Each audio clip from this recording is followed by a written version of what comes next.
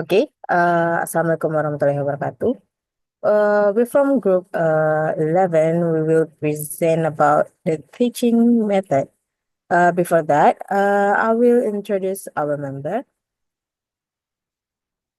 The first one is me, Tesi Wandari, and Ilham Arshad, and Chuni Anika Chania. Okay, without further ado, let's move to the first material. The first material will be explained by Junianika Chania. Okay, Assalamualaikum warahmatullahi wabarakatuh. I'm Junia Nikachania. I will explain what teaching method are. The first discovery or inquiry learning. Discovery learning is an inquiry-based constructivist learning theory that takes place in problem-solving situation where the student draw their own past experience and existing knowledge to discover facts and relationship and new truths to be learned. Um, while inquiry learning is a series of learning activities that seek to emphasize critical thinking and analytical process of seeking and finding an answer to the problem in question. Inquiry learning is a constructivist approach where the overall goal is for students to construct meaning. Another discovery-based learning model that has been developed by educational experts is inquiry learning, but this learning model have been proven to enhance the participation of students in the learning process so that the learning achievement can be maximized.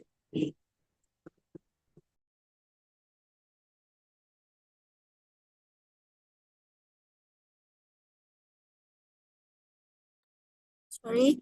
The inquiry learning model emphasizes the process of seeking and finding. Thus, inquiry learning starts by posing question or problem rather than simply presenting established fact, and the process is assisted by a facilitator.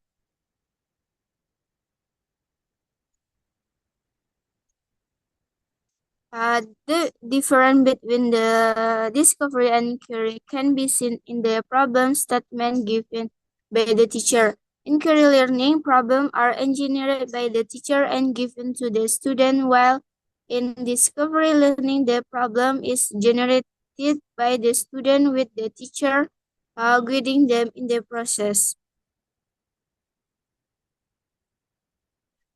The effect of inquiry learning and discovery learning on student learning achievement viewed from spatial intelligence develop the competition expected through effort to grow and expand their attitude, knowledge, and skill. Next.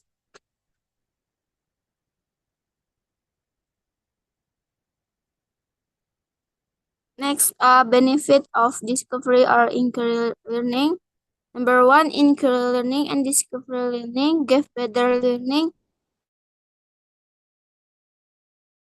achievement than the classical model, while inquiry learning and discovery learning result the same learning achievement. And the second, encourages student engagement. Discovery learning moves students from passive recipients of information to active participants in their learning. This active engagement fosters greater interest and motivation, leading to more enjoyable and effective learning experience. And the third, development of critical thinking.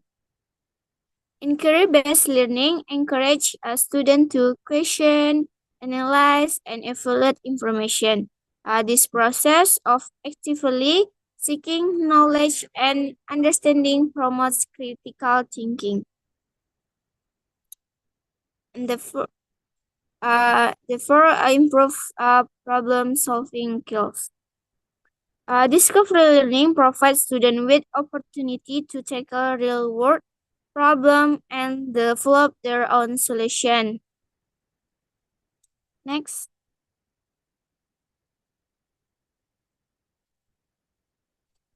And the next step of the discovery or inclusive learning model. Number one, providing stimulation. The teacher start asking question by asking problem or asking student to read or listen to description that make problem.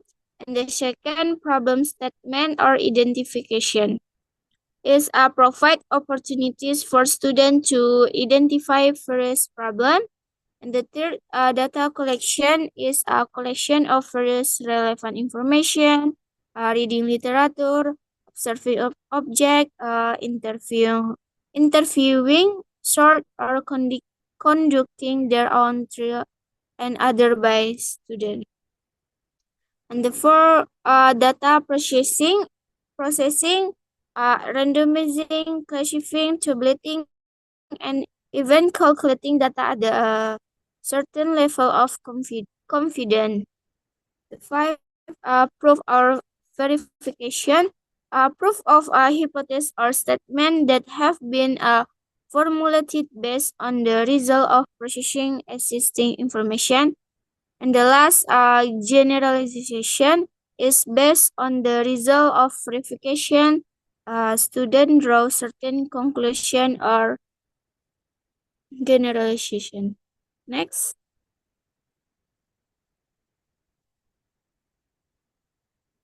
Form or varieties of discovery inquiry learning according to move Amin. And the first, guided discovery inquiry is discovery learning in which the teacher provides student with a problem and fairly complete instruction.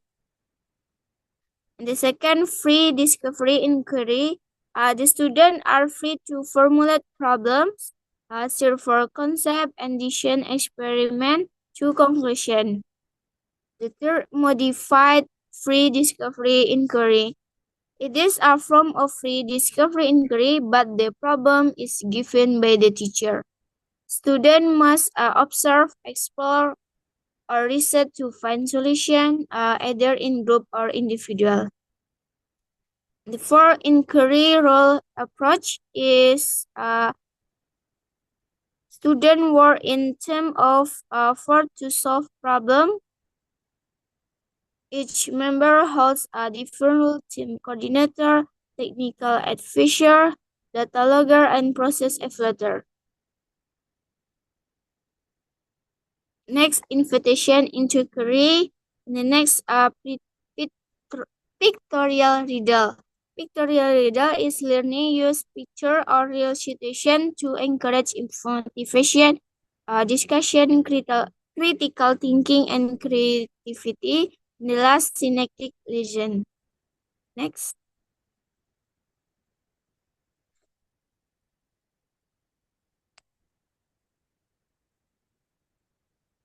The last, strength and weakness of inquiry learning model. The strength, number one, encourage students to think naturally in every problem solving they encounter. The second, helping students use memory and transfer knowledge in new teaching process situation. The third, encourage students to think at the higher level and work based on their initiative. Next, cultivate an objective, honest and open attitude. And the next, the situation of teaching and learning process become alive and dynamic. And the last, inquiry learning model can develop individual talent or skill. And the weakness, number one, students still cannot use their content knowledge to explain scientific phenomena perfectly. The second, student knowledge on the aspect of content is very low. And in the investigation phase, students have not focused on specific decision making. And the last, the teacher does not have enough knowledge about how to teach students to do science. Okay, that's all for me. Come back to the moderator. Thank you, Anika, for the insightful information. Okay, the next material will be explained by me. And the title of this material is Problem-Based Learning. What is problem-based learning? Problem-based learning is a student-centered approach that teachers use to promote student critical thinking or analytical skill to solve a real life or open-ended problem in a group discussion. PBL can promote student development of critical thinking skills, problem solving, and analytical abilities and communication skills.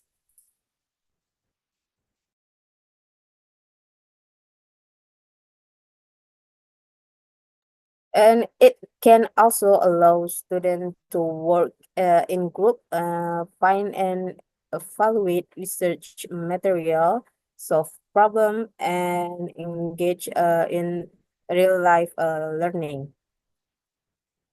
PBL can be applied to various situations in the classroom, and teacher can use PBL in any subject area or learning situation with a little creativity. It is like the classroom are serving as an assessment center. The students are generally required to work in groups and solve problems one on one with group members. Thus, they are required to have a deep understanding of the problem, which can come from various sources depending on what they encounter. Generally, we can see the problem from the outside, like social media, books, articles, news, TV, in the classroom, in real life experiences, and something else. Uh, According to Warsono and Haryanto, the syntax of problem-based learning is provide problem orientation to students by explaining the learning objective as well as the material and tools needed to solve the problem. Uh, and help define problem and organize student in learning to solve problem. The next is the teacher encourages students to seek appropriate information and find explanation for solving the problem. And the next is supporting students to develop and present work. And the last is the teacher helps students reflect on the result of their investigation and the learning process that has been carried out. Okay, the next is a benefit of problem-based learning. The first one is teamwork. Student will strongly cooperate as a team to solve a problem, and a assigned case study has to be solved in one line on their way. PBL generally encourages students to improve their ability to collaborate and work well in small groups. The next is managing projects and holding leadership roles. A student will have a chance to lead a group reading and discussion are the primary ways to test. Let student discover leadership. And the next is oral and written communication. It is their time to make friendly communication with other students through sharing their ideas with each other in the group discussion, as they have more opportunities to practice using the language for real world communication. Students in PBL classroom can develop their social skills. And the next is self-awareness and evaluation of group processes. Students will learn more about themselves through their cooperation and sharing of their thoughts. the group process and self knowledge in the opinion of the student are their most valuable learning experience. They will learn about their strengths and weaknesses through solving problems. The next is independent working. On the assignment to look for information, students may work independently and they have their own self leadership in their decision to reach the target to solve problems. In the group discussion, they can also lead their thought by sharing their perspective. Okay, the next is critical thinking and analysis. PBL definitely promotes critical thinking and analyzing skills.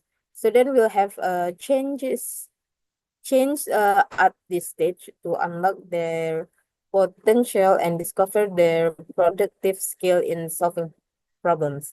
They will be able to work out more on their brain and practice it in order to master their analytical and thinking capacities, since the group decision help them develop their critical thinking skills.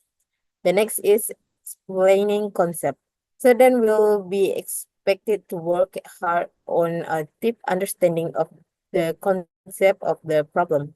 The development of student proficiency through PBL depend equally on conceptual and procedural understanding. They need to find ways and tools to reach reliable information to gain deeper understanding. Then student can explain what they have just explored. The next is self-directed learning. As PBL is a student-centered approach. Students are required to study and work on their own to reach the target objective. PBL can help students become more self-directed learners and launch a growth process for lifelong learning. This process can help students get more action in the classroom rather than having to listen to the teacher all the time. The next is applying course content to real world samples. Teacher can engage the student with real world problems. They can present and teach student what problem can exist in the real life or someone else's life. And it will help student experience solving the problem inside the classroom and apply them outside the classroom. The next is researching and information literacy. PBL has also been used successfully in science and medical education as a and in well suited to assisting students in gaining the critical thinking abilities that lead to information literacy. The next is problem solving across disciplines. The methodology of solving problem follow the four steps of the PDCA, which plan, do, check, and act. Okay. The next is challenges of using problem-based learning for the teacher of this of business. The uh the first one is finding real problem can be difficult. Teacher can find it difficult to mark and design the problem that work best with PBL. Or once a teacher chooses a problem-based case, he or she has to make sure that it is a real-world problem that can help students identify its root and target their goal to solve the given problem. And the next is facing ignorance of the situation. PBL has the potential to remove a teacher from the spotlight and make a teacher uncomfortable when selecting and creating a course. The issues or technical knowledge that students are facing may not be something familiar with or understanding well. This is a particular challenge that a teacher must take into account when planning or creating problems for the lesson. The next is getting familiar with PBL. This is is a significant issue for an instructor who want to get deeply educated on PBL. It will become more effective in the classroom if teachers get well versed in researches and information searching through various sources. Teachers are often required to improve the professional development to be more competent in applying PBL. The next is recognizing and accepting failure. Failure is applying PBL is not a bad issue. Instead, it offers a fantastic chance for the teacher and student to consider the implication of their real-world problem-solving decision as well as the teacher problem-solving preparation. In order to solve every issue that they come across, students will not always be able to find the right key or hint. Failure is just a piece of the process towards success. Student needs to understand that failure is not the worst part of accepting and giving up the goal that they would like to achieve. It is often a key to process of success. And they must understand that PBL is a way of learning, not an exam. Okay, the next is 5 main stages in implementing the PBL learning model. The first one, orienting student to the problem. In this session, the educators state an explanation of the learning objective, uh, needs or equipment needed, and provide motivation or encouragement for students to actively participate in the problem needed and provide motivation encouragement for students to actively participate in each group of the problem solving activity. The next is organizing student in learning. In this session, the teacher organized students through providing assistance in making the definition and organization of learning tasks related to problem solving. The next is guiding individual or group observation. In the session, the teacher motivate and direct student in collecting appropriate data. Not only that, the teacher guides student in carrying out experiment as well to get a description of problem solving. The next is development and presentation of work. In this session, the teacher directs student in making design and preparation for the presentation of the work based on problem solving report, such as prototype, videos, photos, document, presentation, and something else. The last is analysis and assessment of the problem solving.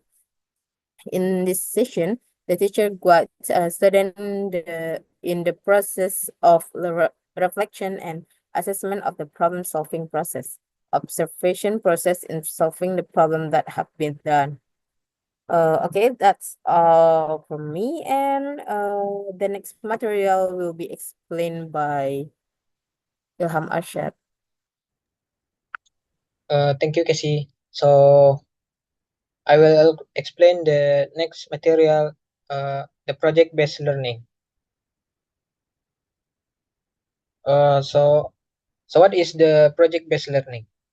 The project-based learning is a teaching method that allows the students to drive their learning through inquiry, as work collaboratively to research and create projects that reflect their knowledge, according to Bell 2010.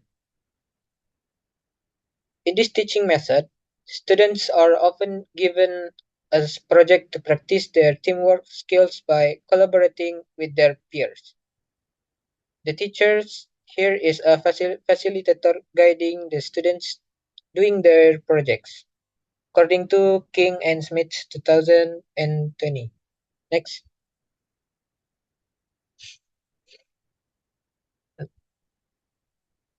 So the next is characteristic of project-based learning. The first is tasks are complete independently, starting from the planning stage, preparations, to the presentation of the final product. Jadi siswa diberi kepercayaan untuk menyelesaikan seluruh tahapan proyek, mulai dari perencanaan, pelaksanaan, hingga presentasi, sehingga melatih kemandirian dan tanggung jawab pribadi dalam belajar. Second is students take full responsibility for the projects they are developing. Siswa menjadi aktor utama dalam proyek mereka, bertanggung jawab atas keberhasilan atau kegagalan hasil akhir, yang membangun rasa kepemilikan dan kesadaran akan pentingnya usaha pribadi. The third is projects involve the participations of peers, teachers, parents, and even the broader community. Proyek tidak hanya menjadi aktivitas individu, tetapi melibatkan dukungan dan kolaborasi dengan lingkungan sekitar, memperluas pengalaman sosial dan meningkatkan nilai pembelajaran kontekstual. The fourth is it fosters students' ability to think creatively.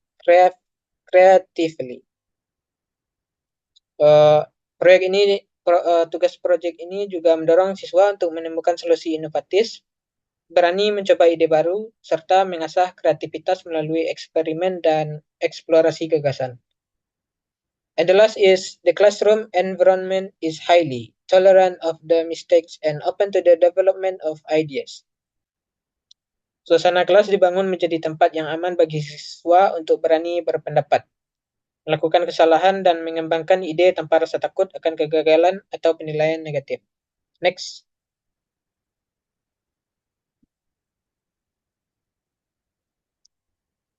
The next is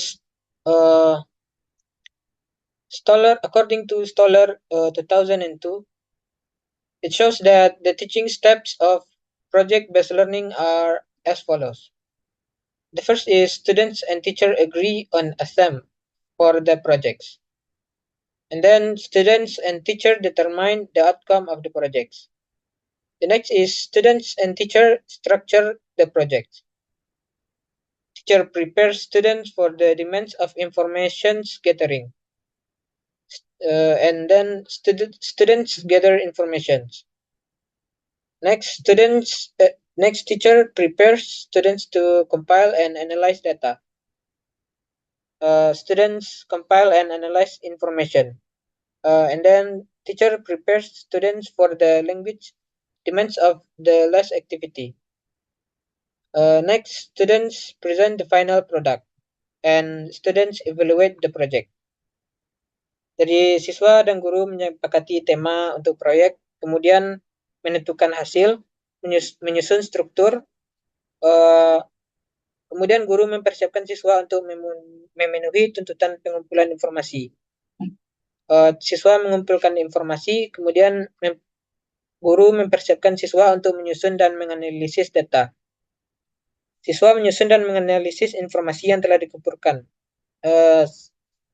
Dan guru mempersiapkan siswa untuk memenuhi tuntutan bahasa pada kegiatan akhir. Setelah itu, siswa mempresentasikan proyek dan evaluasi terhadap proyek. Next.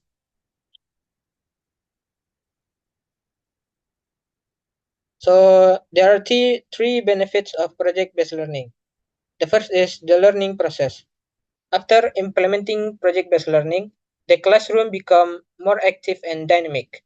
Students who previously just sat quietly began moving, discussing, searching for materials, and preparing presentation in groups. The class atmosphere became livelier and less boring as students interacted, laughed, and worked together.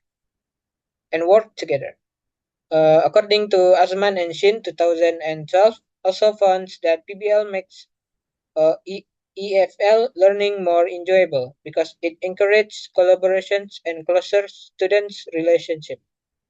The second is students' participation. After implementing project-based learning, the students' participation increased.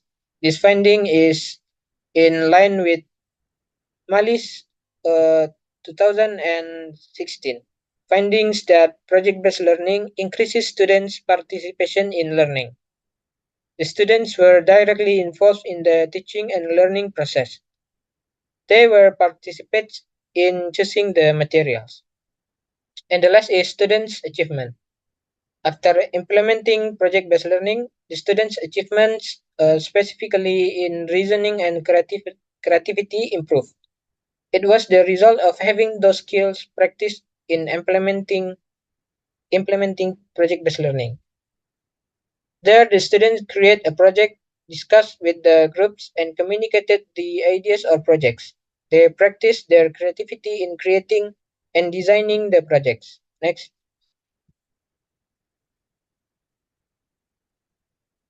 Uh, the next is implementation of project-based learning. The topics or material selected for students should be contextual, relevant to the real-world situations, and easily adaptable to engaging projects or creative products. The second, students should not be limited to producing a single collective project. Rather, each student is encouraged to develop an individual projects independently. Next, projects are not expected to be completed with a single session. Instead, they may span across 3 to 4 meetings to allow for true development and reflection. Number 4 is projects are positioned as a mean of problem solving, with the ultimate goal of enhancing students' learning outcome and critical thinking abilities. Next, the materials, tools, and media required for project development should, as much as possible, be sourced from the immediate environment, promoting the reuse of waste or unused item to create products of practical value. And the last, authentic assessment focus on evaluating students' competencies in designing, implementing, discovering, and effectively communicating their products to a wider audience. Next, so uh la- uh that's all for me. I'll give back to moderator.